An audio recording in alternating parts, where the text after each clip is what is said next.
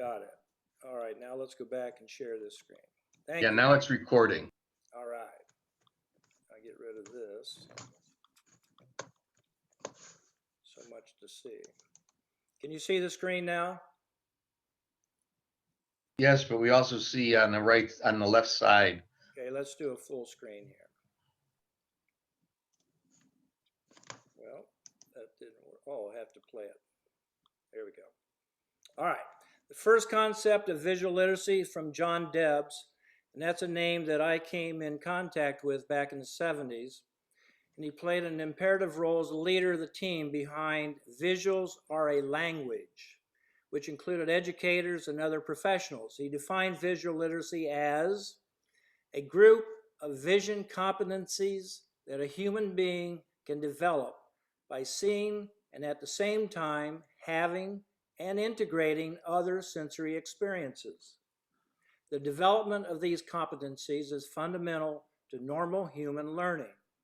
When these competencies are developed, they enable a visually literate person to discriminate, interpret the visual actions, objects, symbols, natural or man-made, that he encounters in his environment. Through the creative use of these competencies, he's able to communicate with others. Through the appreciative use of these competencies, he's able to comprehend and enjoy the masterworks of visual communication. And I thought, what the heck is appreciative use of competencies? Does anybody know? Because I don't. So I found this visual literacy chart.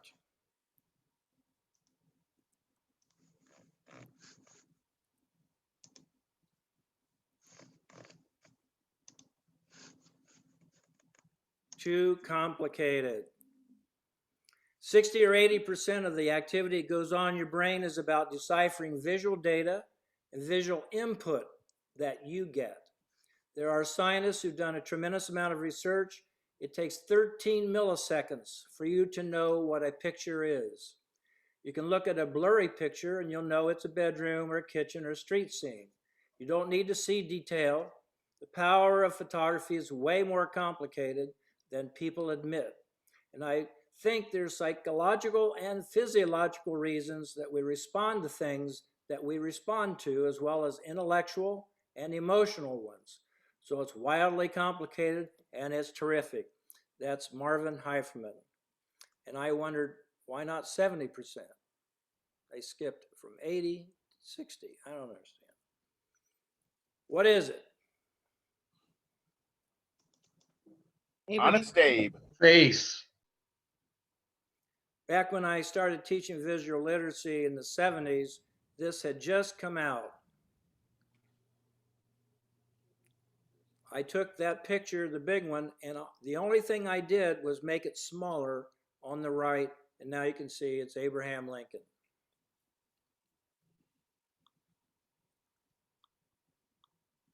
Get rid of that.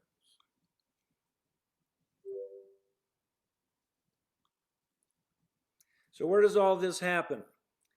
Well, if you've studied the brain, you know that where our eye takes it in, it shoves it to the back. The visual cortex. And I wondered, what's the difference between a camera and a human eye? So I looked up this article, and I have the link here. I'm not going to cover it tonight, but it will be in the video if you want to go back. It was very interesting. So what is the ISO of a human eye? And of course, we know that as the sensitivity.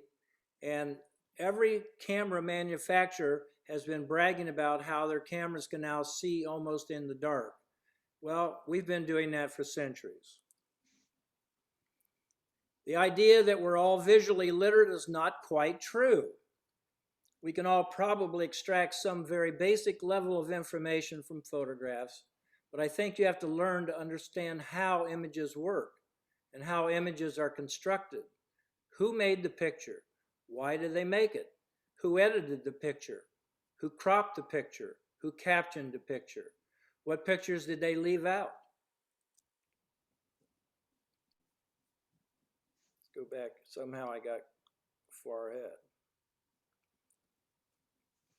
What pictures are being censored?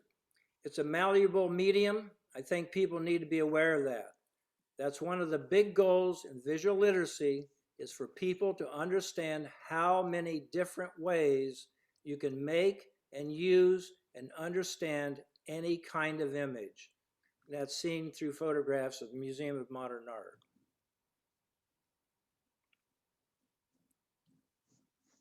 There's nothing like it. There's no other experience like it. Because when we're walking around the world, you don't have time to see everything around you. For a moment, you can stop something and look at it in a way that you normally wouldn't see it. And I think that's part of the real fascination with still photography. It's kind of very existential, philosophical kind of medium. It lets you step outside yourself to kind of look at the world in a different way. So here's a poster Bill Kennedy was quoted. It's as important to visually literate to understand pictures and how they affect us as it is to be word literate.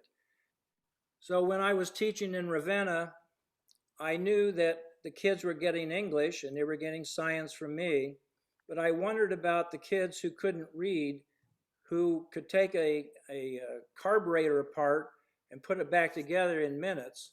And so I started studying this idea of how do they learn? And many of them were visual learners, and they couldn't get the idea of words piled up in front of them. I worked with one kid for 3 months, and he could never, ever read.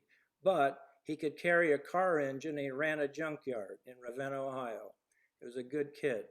So I went to the superintendent, and I said, I'd like to have you take me out of a study hall, and I'd like to start a class called visual literacy. And he looked at me, he says, Jivan, I don't care what the hell you do as long as it doesn't cost me any extra money. So I set up a visual literacy class in the 70s in Ravenna. And this was one of the magazine books that I used so that I could learn to do these exercises with my students. I went to the office and I said, I want to see a roster of kids coming in the 8th grade who are all D and F students. He says, why? And I said, I want to put them into a visual literacy course and see if I can get them to learn. He said, okay. So I went through, I got a class full, and we started the class. And the first thing I did, I showed them a photograph, and then I turned it around. And I asked them a lot of questions about it. And they did pretty well. And then I let them see it again, and I turned it around, and they did even better. In this book, it shows pictures that are beyond just the image. This is Robert Frank. He shot this in Texas. Someone is dead. They come over. They're viewing the body. It really was a powerful image to me, as is this picture by Robert Frank. If you study the images of each one of those faces, you get a completely different story.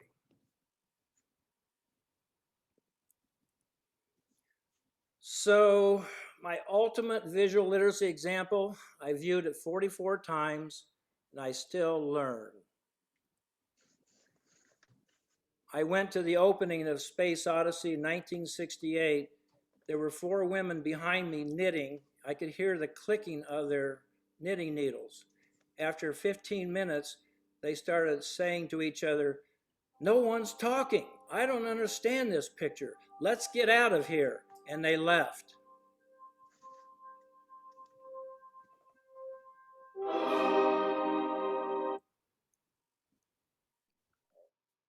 They left the picture that was the very best example of visual literacy and has now been described as the greatest science fiction film ever made and maybe one of the best pictures ever.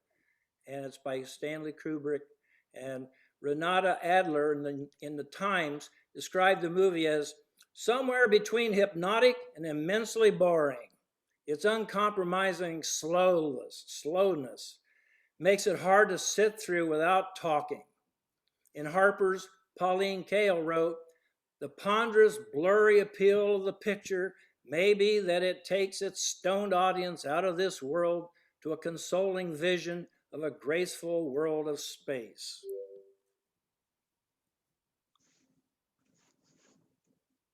So while science fiction in print and film strove over the years to create striking, frightening, or indelible images, Kubrick wanted to use the power of visuals to drive the story above all else.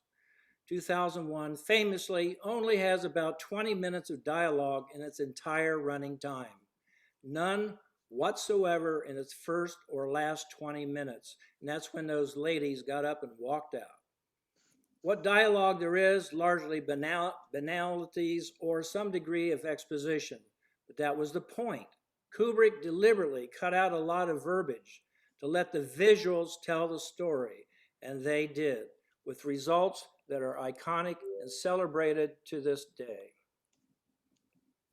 It respects the viewer's intelligence. And that's what I did in my visual literacy class. The kids looked around and said, "This is a dumb class, isn't it?" I said, no, you've been particularly picked out.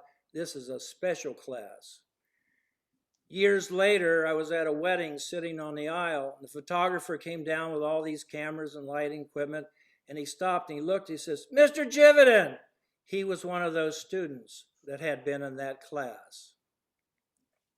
By cutting back on the dialogue, deliberately leaving many of the film's ideas and scenes open for interpretation, Kubrick created a surreal, impressionistic experience, intentionally enigmatic.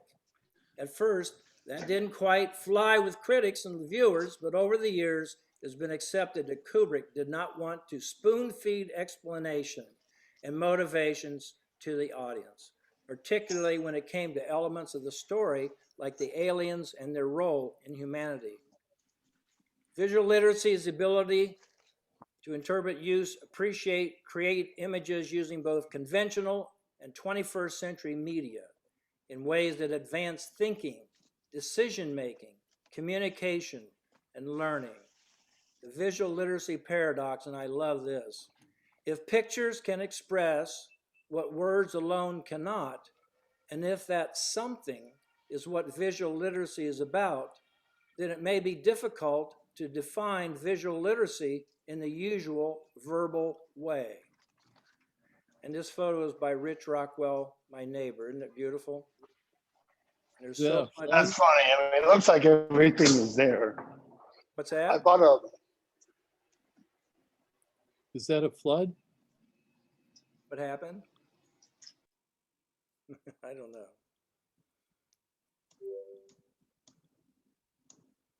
So this is my favorite. Notice how short it is. Visual literacy is the ability to understand and use images, including the ability to think, learn, and express oneself in terms of images. Concise. It's the ability to understand and use. So sit back, relax, get your wine out, I do, and watch this video from the Toledo Museum of Art. I believe you'll become more visually literate from this experience and possibly a better photographer. So what is visual literacy?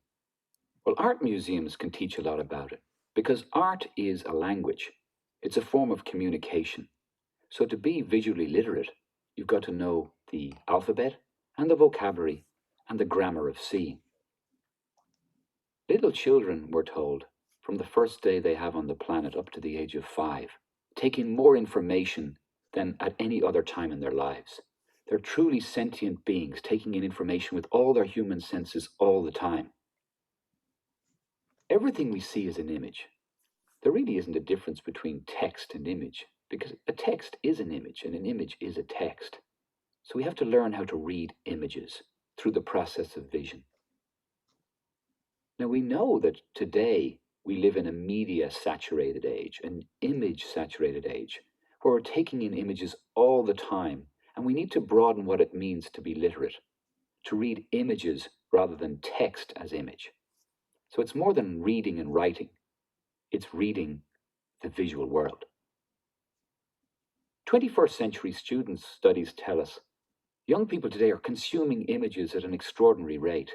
In the last 4 years, we're told, young people are actually looking at images throughout the day 1 hour and 17 minutes more than they used to.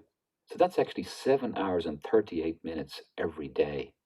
Extraordinary, but how many young children have actually been taught how to read images? How many teachers have done a course in not just the process of vision, but how to read images, whether at college or university? The use of every type of media has increased over the last decade, except reading. We need to learn how to read and to read images. It's considerably a question that is socioeconomic. If you're a child from a lower income family, you've been read to on average about 100 hours by the age of 5. But if you're from an upper income or middle income family, you've been read to over 1,000 hours by the age of 5.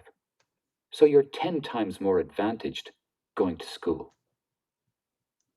Visual literacy is essential because we need to be able to construct meaning, to make sense of everything that we see. What does this mean? Why did the Toledo Museum of Art put this strange red thing in front of this building, this very formal, classic building with all its straight lines? And this curvaceous underbody of this spiky, angular creature? Well, we wanted to have fun. We wanted to make sure that young people would feel it's fun to go into the museum. It's not austere, it's a welcoming place. Visual literacy has been around for a long time, but it's difficult because there are so many different definitions of it. And we have to make it understandable so it becomes part of the curriculum. The International Visual Literacy Association started in the late 1960s. They have a journal and they have an annual conference. The first real primer on visual literacy was published in 1973, and there have been many books since. So, what does this mean? Looking at this image, you see these young people all dressed in red and white striped outfits. Some of you will know Where's Waldo or Where's Wally, a game where you search for the Waldo or Wally that's different from all the others. So what does this mean? Well, if you're a focal point learner, if you're somebody who's been trained on ABC 1, 2, 3, with focal point perspective, you'll probably train your eye to look all around this image. You'll move your eyes all around until you find the Wally or the Waldo that's different. But if you're somebody who's actually challenged with reading and writing, or you grow up in a culture that doesn't emphasize textual learning, you'll probably scan or scope this image. That's how most people were until 500 years ago when we had the printed book revolution. A visually literate person is, simply put, able to read and write visual language. Visual literacy is a process of sending and receiving images. They make messages. We can construct meaning from them. And then we can combine all the different literacies that we have to read our multimedia world. Visual literacy is the ability to construct meaning from images. So it's not actually a skill, it uses skills as a toolbox. It's a form of critical thinking that enhances your intellectual capacity. It helps you to interpret the content and the meaning of images, to examine their social impact, to think about them from the point of view of, well, what was intended? What was their purpose? Who owns them? Who are they being sent to? And helping you to visualize, the process of visualization and human imagination. Visual literacy helps you to communicate visually, to read and write images, to read and understand them, to make sense of them, to become aware of judgments about them, whether they're accurate, are they valid, what are they worth, what value do they have? So what does this mean? People from Toledo, Ohio will know this as the peristyle theatre of the Toledo Museum of Art. But it's certainly grand. It's made to impress. It's powerful. It's got lots of seats. It's very grand.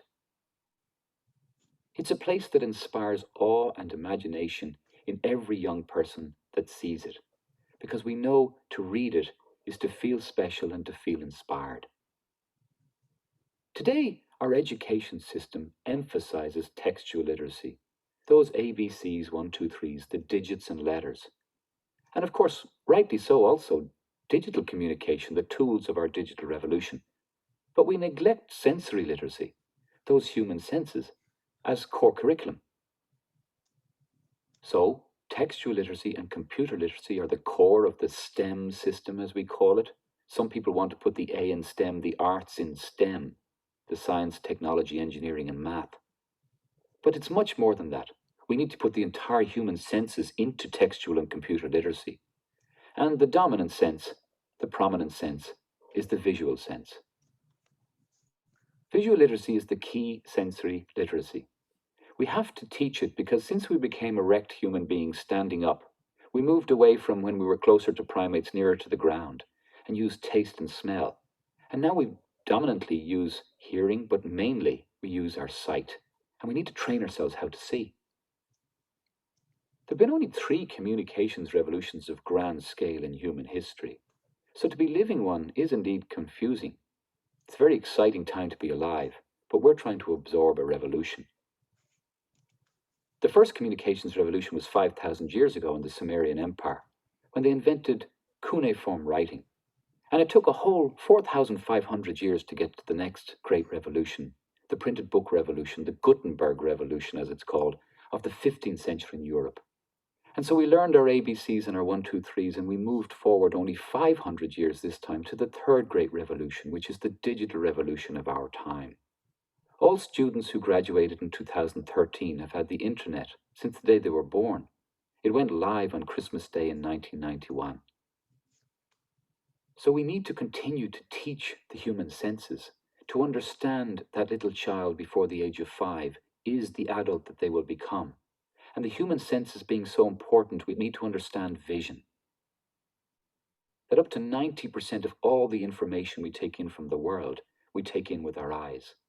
It becomes that great memory bank of images that informs the way that we see the world.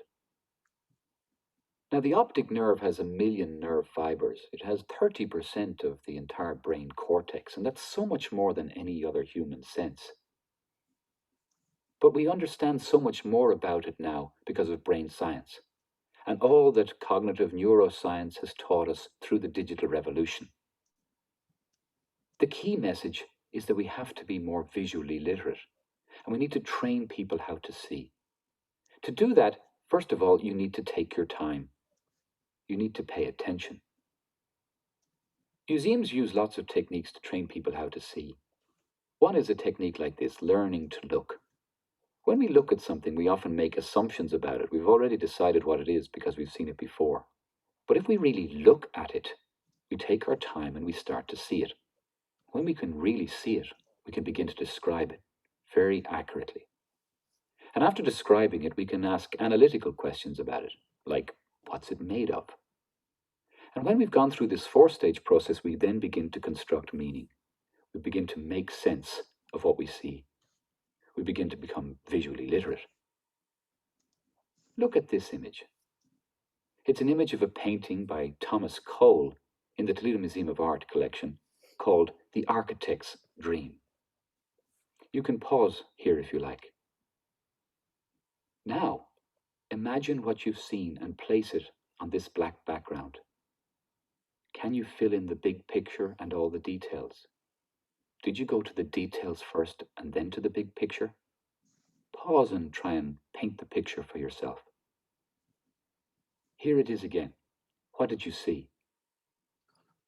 Now, in terms of learning the grammar of how to look, a good approach is to study the visual elements of art.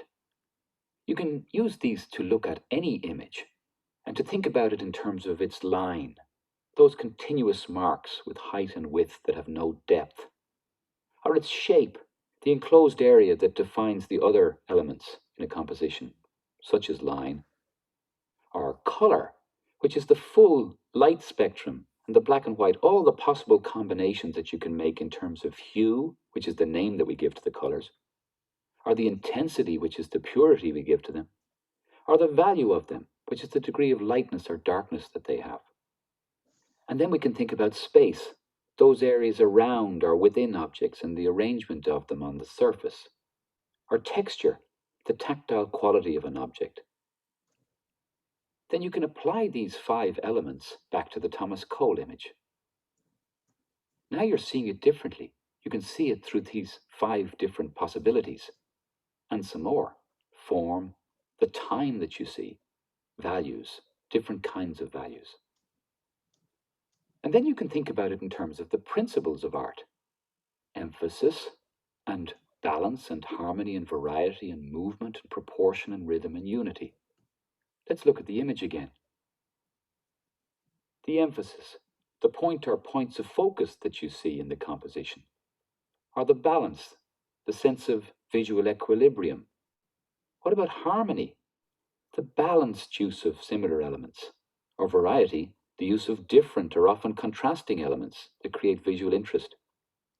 Or movement, the way the shapes and the lines and the colors and the forms all direct your eye around the composition, suggesting motion. Or proportion, the relative scale of objects and shapes in an image. Or rhythm, the path your eye follows, a regular or repeating arrangement of shapes or colors or whatever. And its sense of unity, its overall coherence.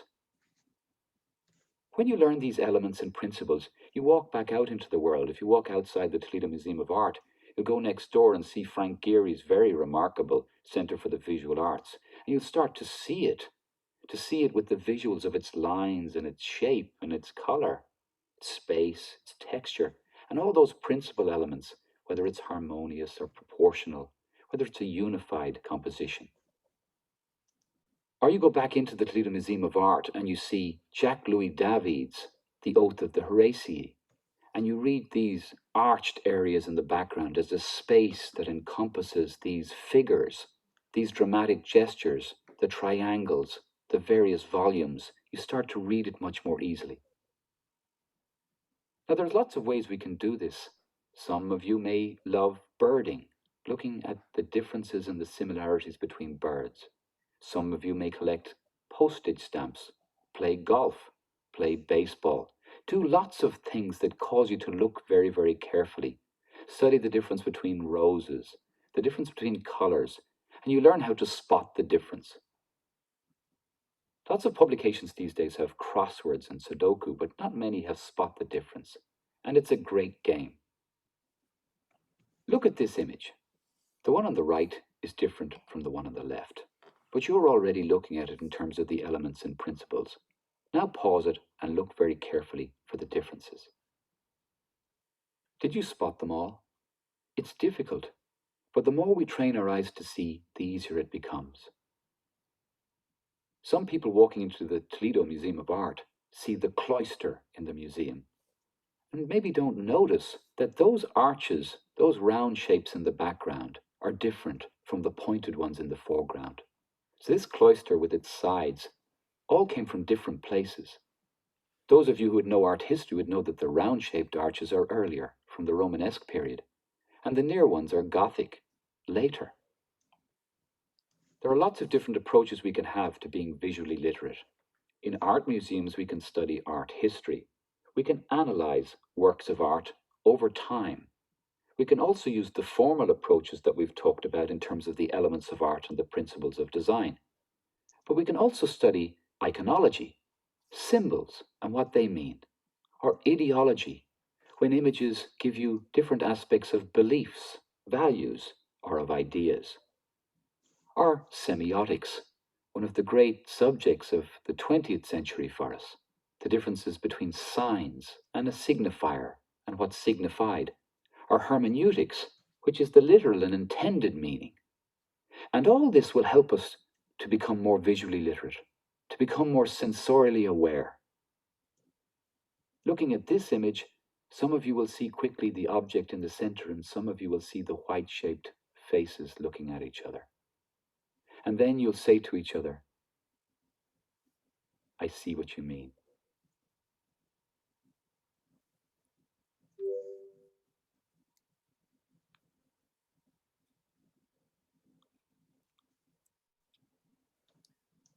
Can you hear me? Yes. Okay. The Toledo Museum of Art, if you've never been there, you should probably go. I was very impressed when I visited, and then I went to their website and found this wonderful movie about visual literacy.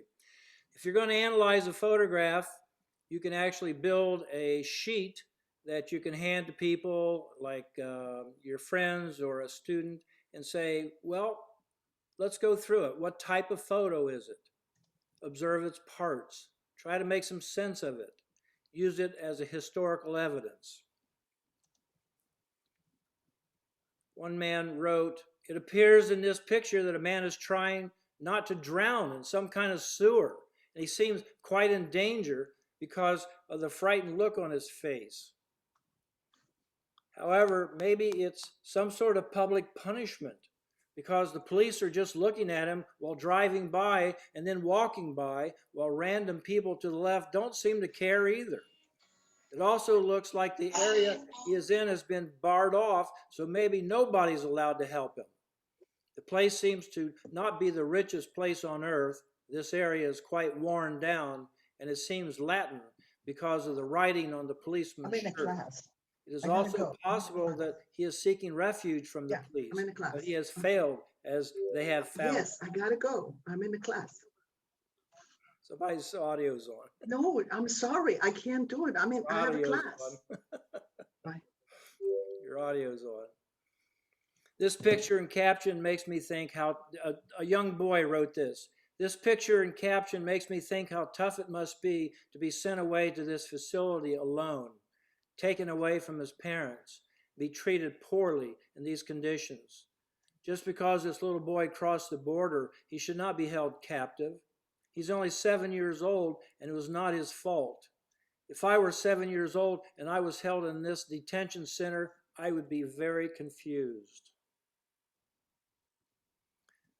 So you're going to analyze a photograph. Here is a how-to guide. Hold on to your contacts and glasses. Okay, start reading. Okay, importance, language, use the frame, describe the lines, horizontal, vertical. Got it? Wasn't very visually literate, was it? So a photographer looks at a photograph, can concentrate on content, composition, light, and the technical aspects. The photographer who took the picture may later be influenced by the photo's backstory or what happened as a result of the photo. Somebody's coming in. The photo curator may regard its historical context, its place in the collection, condition, and its creator. But a collector may look at how it fits into their collection and how it moves them, as well as its value. A casual viewer may think about how it moves and relates to them, and if it's aesthetically of interest. A scientist or historian may find it illustrates an area of professional interest. Okay, it's game time. I'm going to show you a photo for 10 seconds. You're going to use all your visual literacy skills. I'll ask you a few questions, and you'll answer by holding down the space bar on your computer.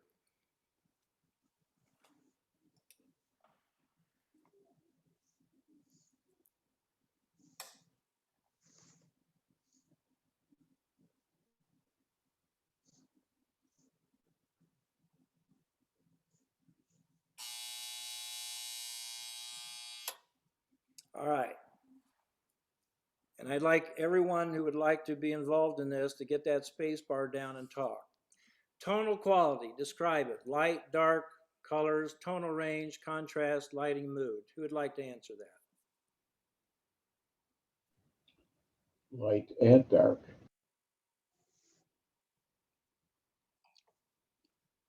I thought the tonal range was kind of flat, very little contrast. Good. When was the picture taken? Recently, 10 years ago, 50? 50, please. At least 50. I Where, agree. I'd say 50. where was the photo taken?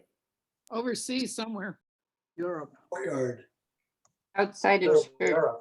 Outside, is it a church or a house? Church. Outside. Oh, you guys are getting good now. Who is the subject? Describe them. What are they wearing? Jewelry, headwear. The lady, she has like a rag on her head. Good. Elderly lady. Yes. Dress on her that dress. age. I don't think she had any jewelry on. Yes, she did. She had a little, looked like a butterfly pin at her neck. Oh, who said Wow. that? Who was that? What is the subject doing with their hands? How were they posed? One is on her hip. And her Her abdomen. stomach. What other objects are in the picture? Can you describe them? A stool with embroidery on the top of it or needlework. What A is tree in the background? Tree. A vine. A vine and a building and a tree. What emotion do you think the subject is showing? Do they look happy, sad, excited, tired? Sad. Very I- tight. I think they look sad and tired. Yeah, sad and tired. Yeah. Worn out. What impressions do you have about the subject's life based on what you see in the photograph? A She's hard life. Survival. Poor and downtrodden. How did it make you Three. feel about the subject? Empathetic, curious, repulsed, attracted? Curious. empathetic. Empathetic. Yeah, empathetic. And curious. Some.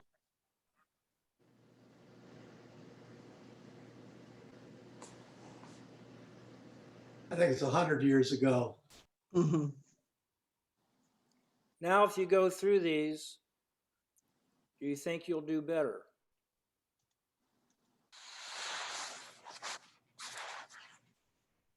No. Who said about the butterfly brooch? That was very good.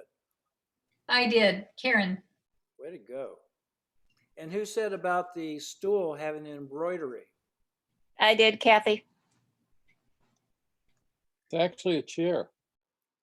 Now, I have a guest tonight who's going to talk to you more about this, and you will be so visually literate, you'll hardly, you won't be able to live with yourself. Sherry Coya, California, are you there? I'm here. Can you see me? Hear me? You just need to hear me. I can hear you fine. Tell us about your photo.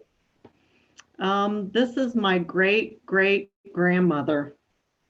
And the picture was taken in 1936. She was, in her wisdom somewhere, was beautiful enough to remember to write on the back of the photograph. And it's very tiny. It's just a little 2x3 picture. And she wrote on the back of it. Actually, she didn't write it because she was illiterate.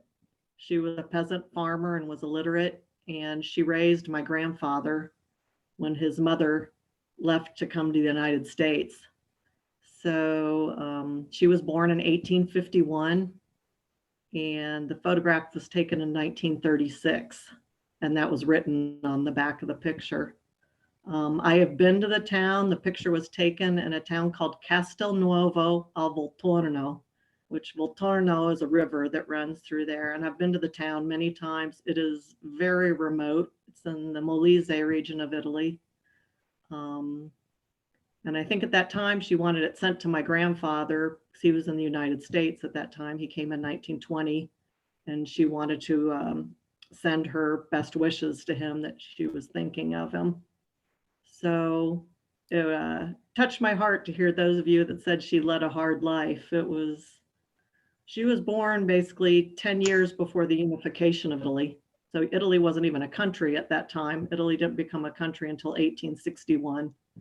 So as a 10-year-old, she saw the country come together as a unified country. And the whole town basically moved, the whole village moved up to Paris and Lille, France, at the border of Belgium, trying to find work. And it was a very hard life. Most of the people were illiterate. They were peasants. They were farmers. Not a lot of farming to do in that area. The village was basically built on a cliff. At the height of population, it had 1,200 people. Now it has 236.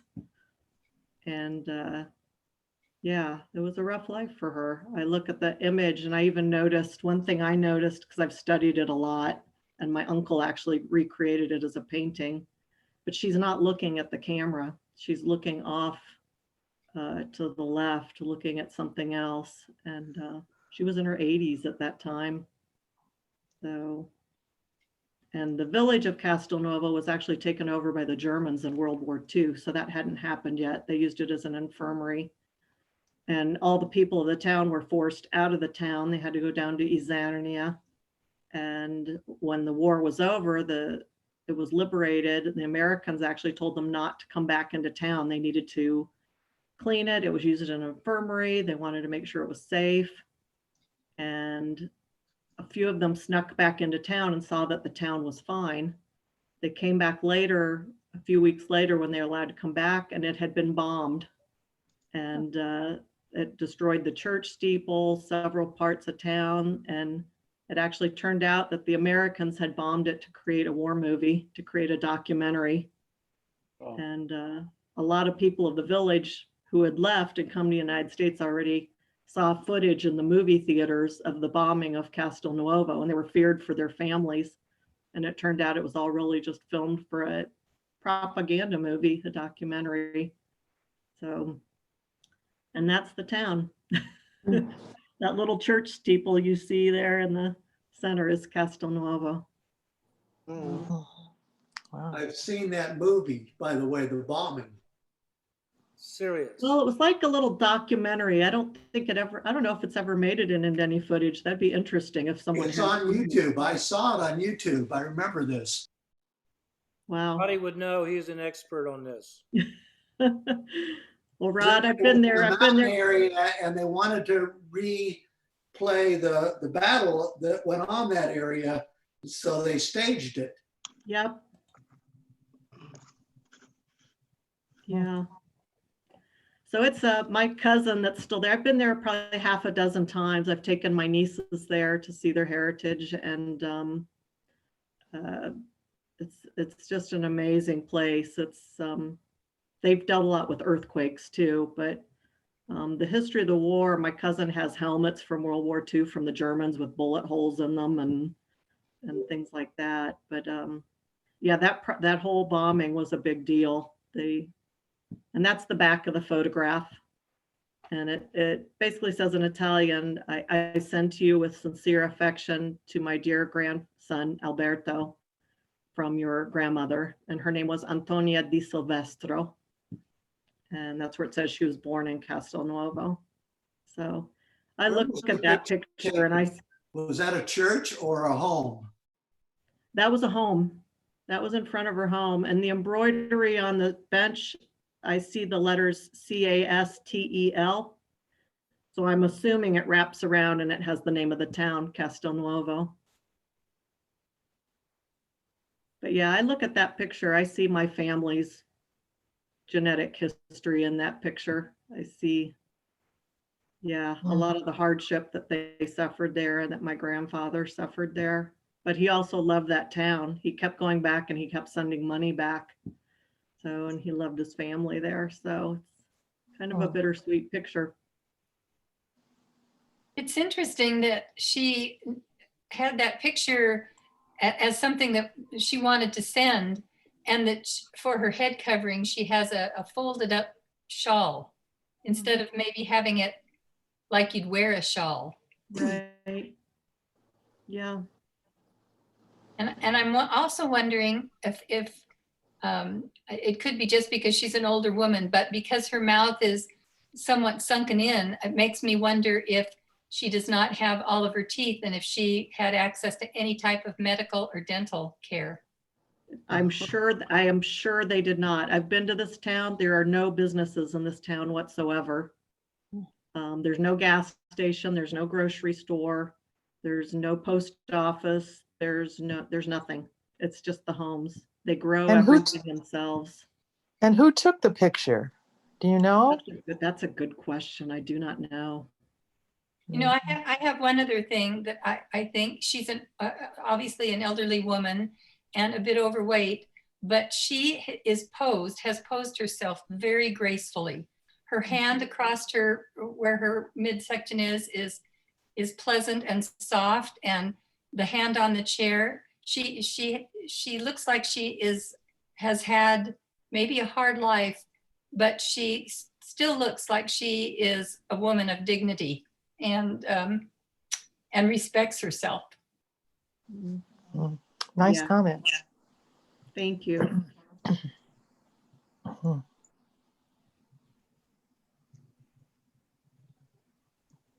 Well, and I think for me, whenever you look at a portrait, and I've studied that so much, and because she's part of my family, I obviously have some fondness for her. But anytime you look at a portrait, when you look at that detail, you automatically start wondering what is the story of this person? You, in your mind, I've created quite a story about Antonia, and I really don't know that much about her. But I think we do that when we look at portraits of strangers too. Our mind starts to create that story, and we come to judgments and thoughts about what that person is like, whether we like them or not, or what we think of them. And I think it's says a lot about ourselves when we do that too. Obviously, I want to be fond about her and think kind things about her. So Thank you. Wow. Do you think this generation is getting that much information from their photos on their iPhones?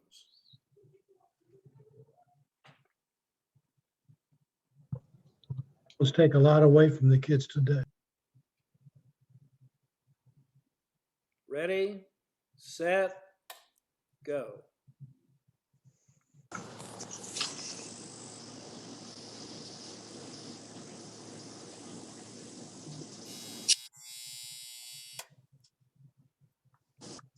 Who can describe the subject of the photo? Homeless man. Homeless man, yeah. Are there any people in there, and how many? One. One. Just the one. Who or what's in the foreground? What's in the background? Old Stone Church. And some Church. school buses. What is No. underneath? What is underneath is the bench? It looks like he's got a Bag. plastic bag of some stuff. Plastic bag. It Maybe looks like food. it's raining. The bricks or the pavement is wet. True. Snowing. It's like it's snowing to me. Where is your eye drawn? How does it move around the photograph? To the guy that's on the bench. Starts at the man on the bench because of the colors. And then up to the steeple for me. I saw the yellow school buses in the background. So those are the colors that are repeated. Well, the blue he's laying on is repeated a little bit.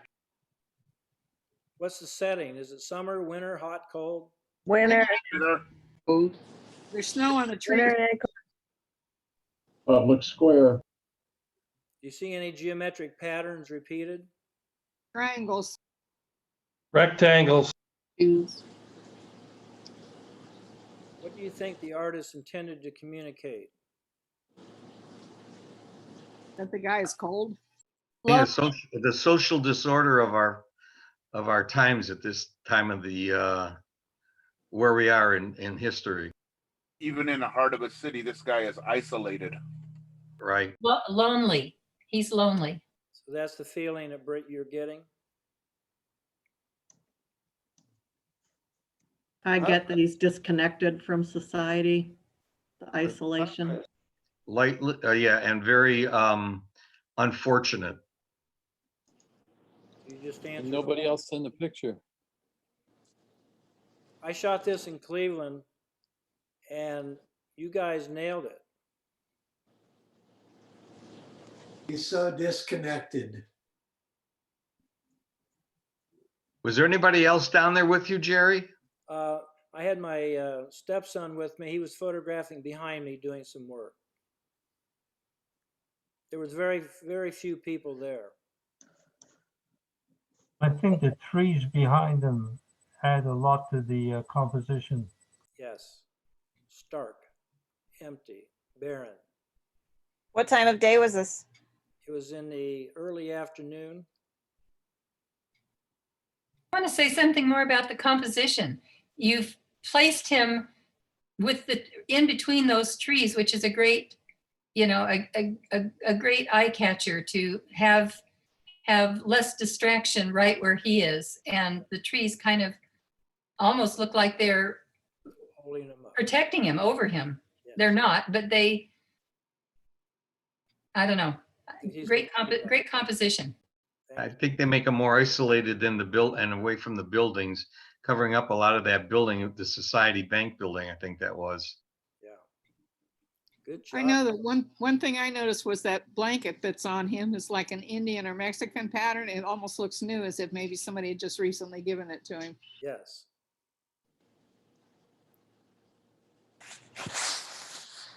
So if we went through this again, I don't think you guys need much work because you had almost everything in that 10 seconds. You're amazing. I'm curious, were those real colors? I enhanced them slightly and I changed the sky to match the mood, Okay. to go with the blanket.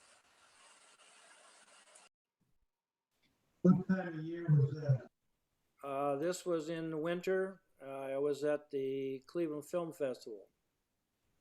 So it was actually late winter, early spring. In Public Square? Pardon? Was that around Public Square? Yes, that is Public Square. Very good. So Hey, Jerry, was that this year, Jerry? No, it was several years ago.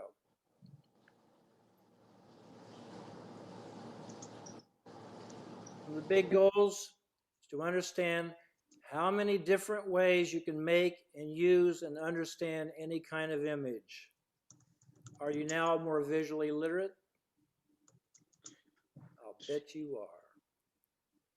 My company is called Planet Earth. Get it?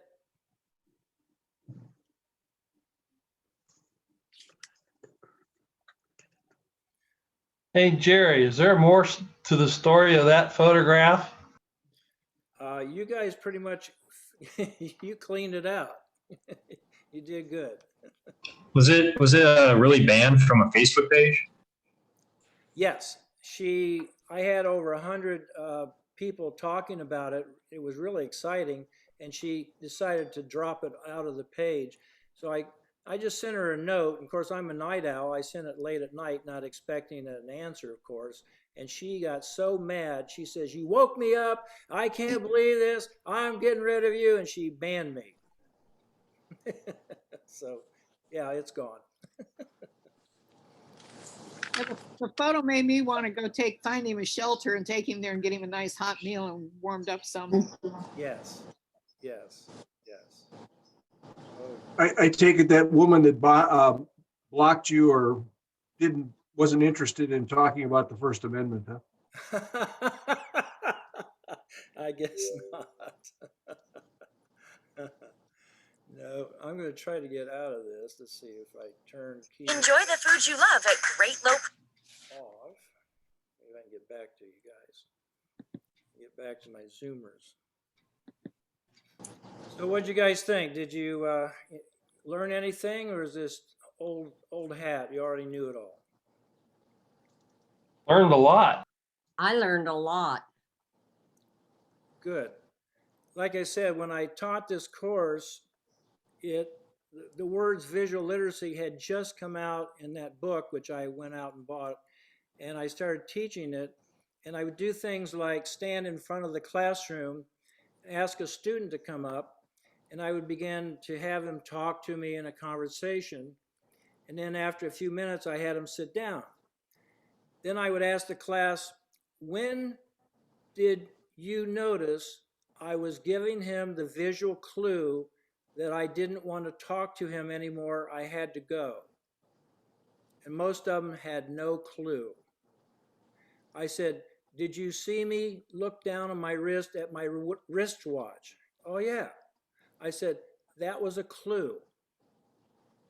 Oh, did you see me turn a quarter of the way away from him while he was talking? Yeah, I guess so. I said, that was the second clue. And that's how I taught the class. And it worked. Hey, Jerry, I'd like to turn this around a little bit on you. Sure. What made you take that picture? That one, I saw everything that you guys just said in one moment, once in 13 milliseconds. And I had to capture it and share it. So you were just walking around Public Square? Yes. not with the intent of taking a picture of a homeless guy sleeping on a bench. You Not just at all. happened to spot In that. fact, I was photographing a lot of the architecture, and when I went over there, I saw him, and the first thing I thought, I don't want to disturb him. And somebody, when on that band site, asked me why I didn't go over and give him food or money. I said, I didn't want to interrupt him. He was sleeping. How can you tell if it was a man? What if it was a woman? He was a man. I could see his face. The other thing that struck me was the church prominent in the background. Mm-hmm. That really captured a feeling for me of how we really need to reach out. Right. So no, I wasn't after any homeless person. In fact, that's the only one I shot during that entire time up there. Thanks for asking. That's a good. That was going to be the next question. Yeah, yeah. Were there any police around the area? Yes, there always seemed to be walking patrolmen around there. I felt very safe in that area and have always. I've gone up there every year for the Cleveland Film Festival, and I'm always on the streets, and I always feel safe.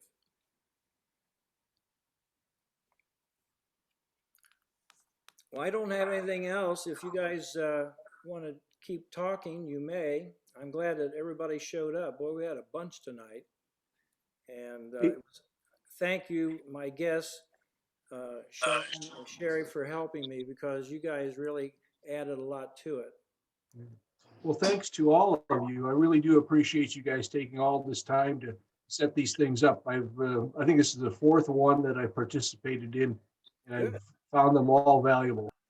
Yeah, This is my first, and this was so worth it. Excellent. Thank you. Thank you for taking Harry, I it. appreciated your use of the Toledo Museum of Art. My high school graduation took place in the Paris style, so I was very familiar with that. It was really quite welcoming. Thank you. Yeah, that was Toledo Museum that I got the video from. Oh, is that right? Yeah, and if you've not been there, please make the trip. They have one of the most incredible art galleries I've ever seen, and I've seen many, including. They also have a great art, a glass museum that they built across the street, but they also have some phenomenal vases and portion bottles. Yes, yes. Is it open? Is it open now? I don't know. The other thing, if you go to Toledo, make sure you stop at their zoo. It's incredible. It is. You know, we don't think much about Toledo, especially after John Denver talked about it. But for those I lived in Toledo for about a year and a half. It's a decent town. They got a lot of nice things. In fact, Fran and I went there in 2019, and we saw more on our 3-4 day trip than I had seen in the year and a half that I lived there. No kidding. That's great. I lived there for 3 years when I went to undergraduate school at the University of Toledo back in 1960 to 63, and it changed a lot in 5 years. I couldn't believe what it changed to. You have to stop at Tony Packo's for their hot dogs. Absolutely. Tony that place. It isn't quite what it used to be. And head up to University of Michigan in Ann Arbor for some good local cafes. Yeah, well, On the that's only street 45 minutes art away. show. Right, yeah. Hey, Jerry, Go blue, go Wolverines. Put my plug in. You are in Ohio, you realize. That's okay. I don't. My grandson goes to OSU. Couldn't convince him elsewhere. Rich Rockwell, thanks for that photo. It's beautiful. Don't sue me for using it without asking. You're welcome, Jerry. It was a good one. Hey, Jerry, I had a question, but it probably would only have meaning if you watched that video on temporal illusions that I posted. I tagged you in it. Did you watch that Vsauce video? Yes, I'm trying to think what it was about. Geez, it's been a while. Okay, well, yes. The thing that prompted the question was the picture of the old woman, and there's a portion in that video where he's talking about how in older photos people aren't smiling or anything because they had to have the same expression for a long period of time, and you had that one Right. picture of the guy smiling that just doesn't look normal to us today. Yes. And I was thinking, as I was looking at that one picture, what degree do you think that our own prejudices from the time that we live in, because of the way the world is today, would have on us looking at photos or artwork or something from a period that didn't think the way that we do, because life was different for them then? Because, like Michael said in that video, they used to have a concept that the world was steady and things passed through it. Now we have more of a view that the world changes and there is a past. I'm thinking that will affect visual literacy, because how we think will affect how we interpret what we see. And I'm wondering, what do you think about that? I think everyone should have something to say about that, but I would start with this. The very fact that as a scientist, and I look back in history, I'm thinking about the camera, how fast the film was, if they use film at all, what the setting was. So I'm a technology guy, and knowing that those poor people had to stand there sometimes for like 15, 20 seconds without moving. Right. And that's creating a value on their faces that we probably don't have to ever worry about, because we're shooting it up to a 30,000th of a second. So that would I'll start the conversation with that. I would look at the technology first and then think about the culture. Jerry, how many people have photographic memories? I had a optometrist who had a photographic memory, and he was bragging about it. He was really cool. He's one of the best guys I've ever met. But he came in, he was telling me all about this and that. And the secretary looked at him. She says, "Yeah, you can't remember." And she said something about things on her desk. And he looked at her and he goes, "Okay, you're right." So all photographic memory people do have flaw. He was one. I have a photographic memory. If I don't photograph it, I don't remember it. Way to go, Maury. Yeah. Not fair, not fair. Right. Anybody else comment about Blue's question? I'd like to comment about the video that you showed. I thought that was very informative, and it was very nice that speaker explained every detail about those subjects and showed visually. I was like, yes. I'm like at first when they showed the photo, I'm like, okay, what does it talk about? And then they went to detailed explanations and those lines and shapes and colors. I'm like, yeah, that was very good. Like, I totally get it. It's like, I don't know if I've been taught that years ago, but just a reminder, I'm like, where have I seen that before, you know? Like, that was very good. I was like, yes, good explanation. I get it. And you can use that now as a photographer. Yeah. When you look through that viewfinder and you keep in mind those qualities, you will become a better photographer. I know, because Sherry Koya, who gave us all about her great-great-grandmother, she was one of my students, and in 8th grade won first place in the United States, the Kodak Medallion of Excellence. Wow.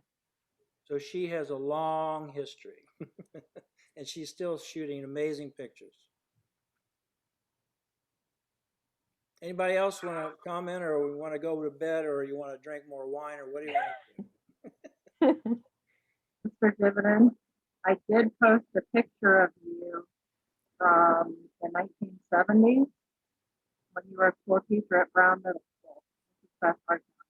Your audio is breaking up, Beth.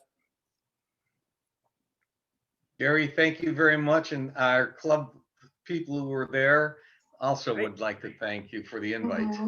Oh, anytime. Talk to you later.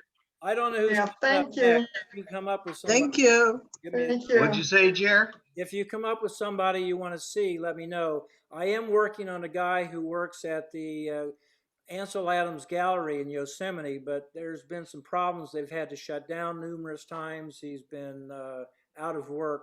We're trying to figure out a way, if we can have him come on, we could send him $5, $10 each and help him out, because they're in pretty bad shape out there. Really? If I figure that out, I'll let you know. Okay. Okay. Sounds good. Are we meeting up again next month? I'm going to try, kid. Sounds good. Thank you so much. Yeah, thank you. Thank right. you. Take care, Thank Jerry. you. Till the next. Thank you, Jerry. Thank you. Till the Thank next. you, JJ. Thank you. Good night. Hey, I love the nostalgia of the darkroom timer behind you. You saw it. All right. Good job. Yeah, this sucker, I can't tell you how many hours I put on this thing. It has been one of my favorite toys in the darkroom. Run it. And I, of course, hook it up to the enlarger, and I could turn on the lights with it, and I could actually time the exposure with it, which was pretty cool. Yeah, I remember them from my high school days. Dave Harris brought in his darkroom enlarger for us to use when we started the advanced science class, and I remember the darkroom timer and the Omega XL enlarger with the Chromega adjustment sliders. Yeah. Are you seeing what Beth's putting up?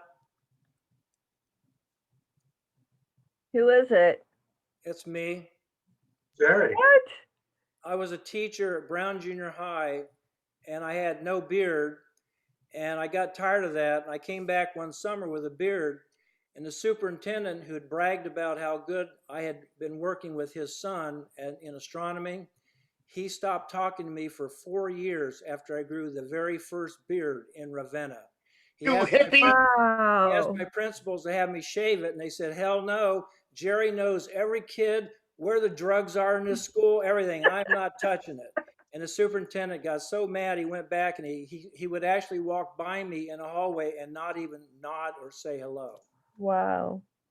He also took us on the second longest strike in the history of education. I see it now. 5 months. He said, I'm going to break your union. So when they buried him, there were hardly enough people to put him down there. It was sad, because we were doing great things, and our kids in Ravenna are amazing. They're doing amazing things. One of them was with the Hubble Space Telescope 17 years, the Mercury mission. He's now in New Horizons. He was there when they brought the first Pluto pictures, and he had me standing there with the scientist that day. Ravenna, yes. It was a good school. Good school. That's All what right. a good educator does. That's because Aunt Millie was there. Yeah.